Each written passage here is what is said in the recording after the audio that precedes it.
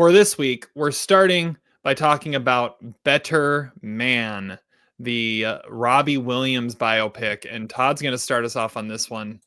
Todd, tell us all about Better Man. Okay, Better Man is directed by Michael Gracey, and he was the director of The Greatest Showman, and written by him and a couple other guys. It's about this singer named Robbie Williams, who I don't know. I know like some of his songs for sure because I know that because I watched the movie, but apparently he's a thing. In most likely in the UK. I knew of him, but I didn't really know him either. Yeah. So the character of Robbie Williams is played mostly by himself and by this guy Jonno Davies, who I don't know who the actor is, but the movie is like a rise and fall of the pop star, his descent into addiction, and his family issues that were kind of prevalent throughout his life. And in true Walk Hard fashion, because that sounds like Walk Hard, you leave me my monkey. The main character is replaced by a CGI chimpanzee. And brilliant, Todd. That thank you. And the choice to do that is one of the strangest things I had ever come across. Because I mean, even watching the trailer, I didn't know really why they did that, but somehow having that, it saps the corniness out of those scenes that would have otherwise been really eye-rolling and lame, because they're able to shape the chimp into displaying what emotion you want them to do. And Michael Gracey makes a spectacle out of this, like similar to what he did with The Greatest Showman. Like it becomes a musical. Like there are people that break down into song, entire songs are performed, and it is this sort of bizarre movie about a singing chimp.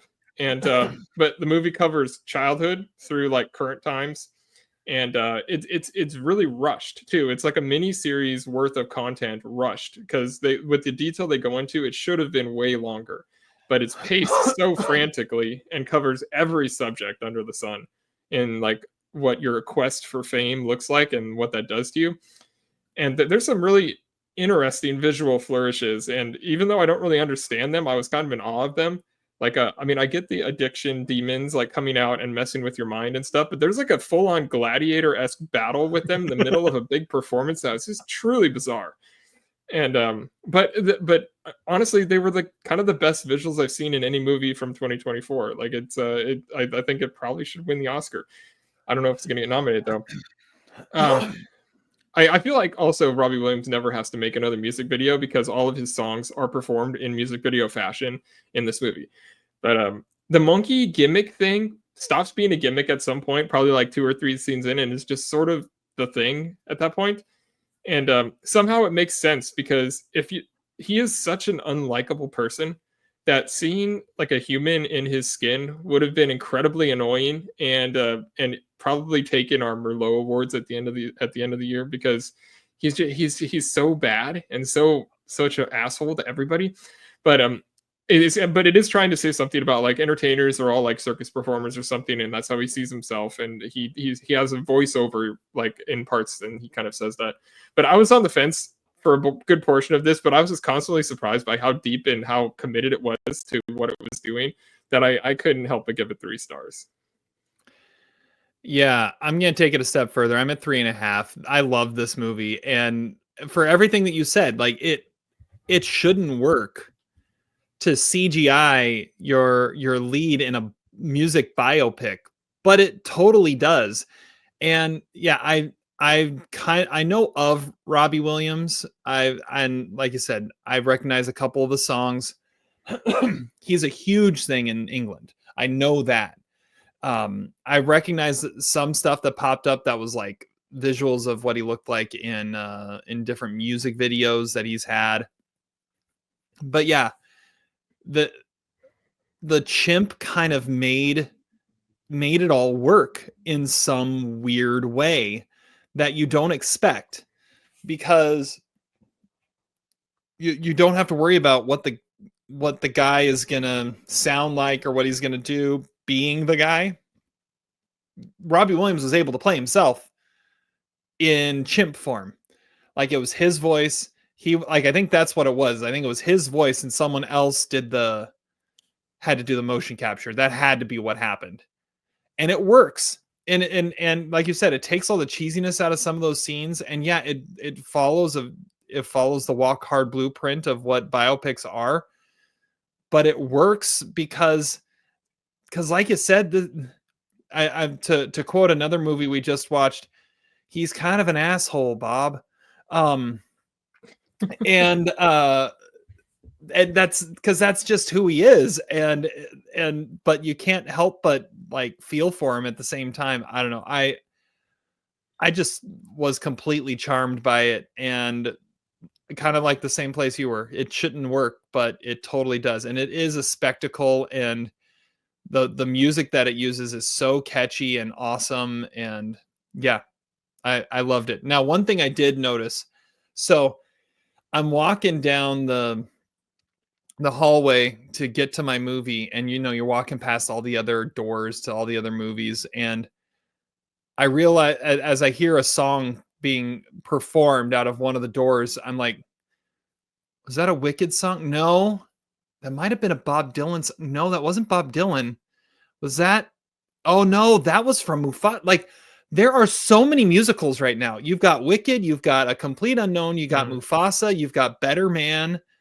I feel like I'm even missing one, but there are all these musicals that are tearing up the theaters right now, which is pretty great. I mean, I love musicals. I know you're a little less passionate about them, but whether you're talking music biopics or just flat out musicals, like there's a ton out there right now, and it's awesome. And yeah, I heard like 3 or 4 different musicals walking down the hallways of the theater going between the two movies.